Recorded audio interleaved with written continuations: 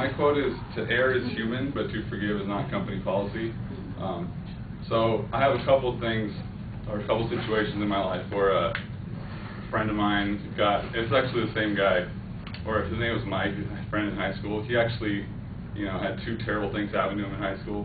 Number one is we played football together, and then we were playing La Quinta. We went to Cathedral City. It's like our rival. So we're winning, and but they end up scoring, right? Or we end up scoring, so they're kicking off. And it's an onside kick. He drops the onside kick at our homecoming in front of hundreds of people. And then they end up recovering and winning the game on his last second touchdown. So he quit the team.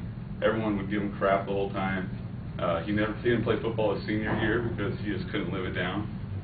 The coaches wouldn't even look at him, We ended up not making the playoffs because we were one loss behind, which was the one that he dropped the onside kick for. Another time is I did valet in Palm Desert, and valet drive a whole bunch of different cars. He lied and said he knew how to drive a stick shift when he didn't. So we get a Lamborghini pulling up, and he's like, "Robbi, please drive. I don't know how to drive a stick. Please, please, please." I'm just like, I have to take this car. I already filled everything out. I have to go get it. So he's like, "Please, I'll pay you. So he gives me $20.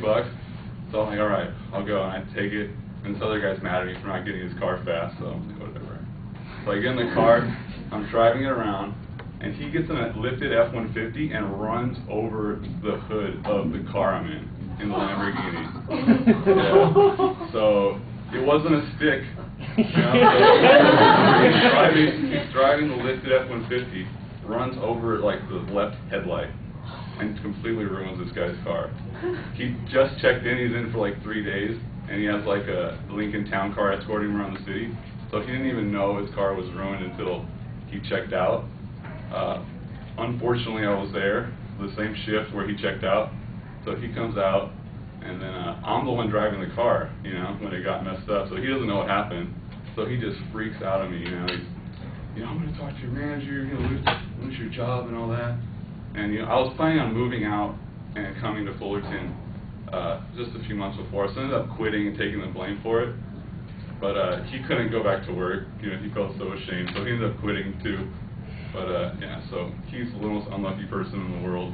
Unfortunately, I had to suffer both times because of his stupid mistakes.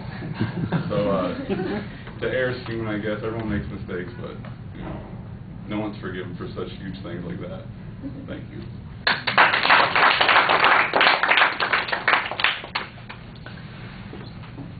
Where'd you work? Palm Desert Marriott. Oh, okay.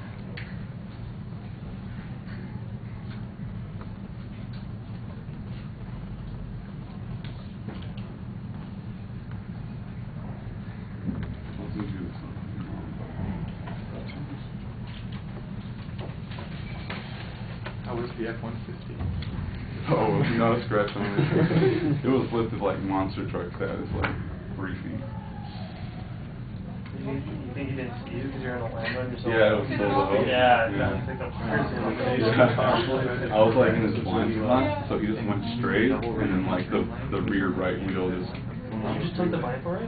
I was quitting anyway. I was like, they can't do anything because there's an insurance policy the valet company has. Oh. So it's I don't have to pay for anything, but they fired me on the spot, Yeah. The worst part was the guy, he had to yell at him, So I thought he was going to hit me or something. I would have your friend did it, dude. But he actually, I think he got the job back because no one knew he did it, and he's in the desert still. You were in that situation? Okay. I do. If some rich asshole just came out screaming at me, I'd be like, dude. How do you know who I don't know, man. You're kind of a man, bro. I'm going to hate on you anyway.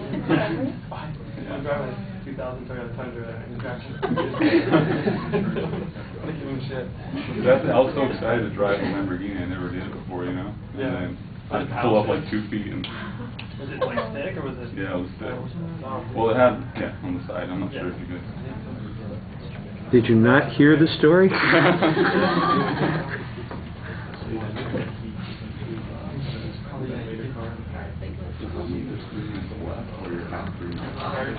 I crashed into my teacher's car. All right, Robbie, most of the stuff is pretty solid in the speech. The things that I think are the weakest are the opening. You just use the quote. You don't really have a thesis that you set up for us, and there's no structure that you set up. The content, on the other hand, works really well. You've got two good stories that illustrate the point. It's tough that it's the same guy, but he sounds like he's got issues.